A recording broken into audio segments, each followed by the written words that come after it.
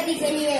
सुईला छिद्र पाडता येत नव्हतं, आता चंद्रावर पाऊल ठेवला आहे. विज्ञान, तंत्रज्ञान, शेती, उद्योग धंदे याची भरभराट चालली आहे. पण गरिबी श्रीमंती जरी वाढतच चालली आहे.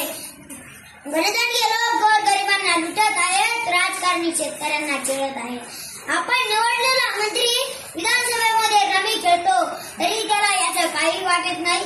शेतकरी इथं शेतीत लाखो रुपये टाकतात, पीक येईल का नाही हे त्यांना माहीत नसत, पण प्रत्येकाने प्रामाणिकपणे शेतीत राबतात. आणि आमचा मंत्री शेतकऱ्यांच्या अडचणी सोडवायच्या सोडून विधानसभेमध्ये पत्ते खेळतो. किती दुर्दैव आहे आमचे. एक श्रीमंत गणदांडगा पैशाच्या जीवावर आणि सत्तेच्या जीवावर आमचे श्रद्धास्थान नसणारी एका मठातील त्याच्या हत्तीनं त्याच्या शोक पाहण्यासाठी गुजरातच्या खाजगी प्राणी संग्रहालयात नेतो. लोक शांतीच्या मार्गाने आंदोलन करतात, मोर्चे काढतात, पण त्याला काही पण फरक पडत नाही. कारण त्याचा बाप अब्जोपती असतो.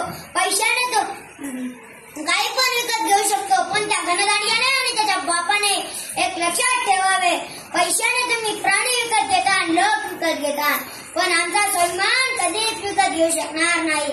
म्हणून लक्षात ठेवा, तुम्हाला स्वातंत्र्य मिळाले आहे, त्या स्वाभिमानाने जगण्यासाठी पैसे पुढे आणि सत्ते पुढे लाचारी करू नये.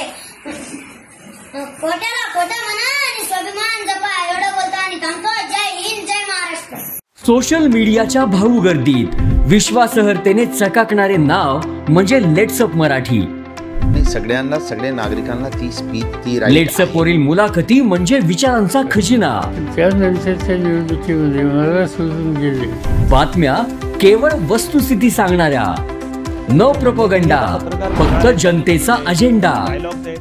क्योंकि आने वाला कल जाने वाला है, जाने वाला कल आने वाला है. राजकारण, मनोरंजन असो की क्रीडा क्षेत्र, महाराष्ट्राची स्पंदने संवेदनशीलतेने टिपणारे माध्यम म्हणजे लेट्सअप मराठी.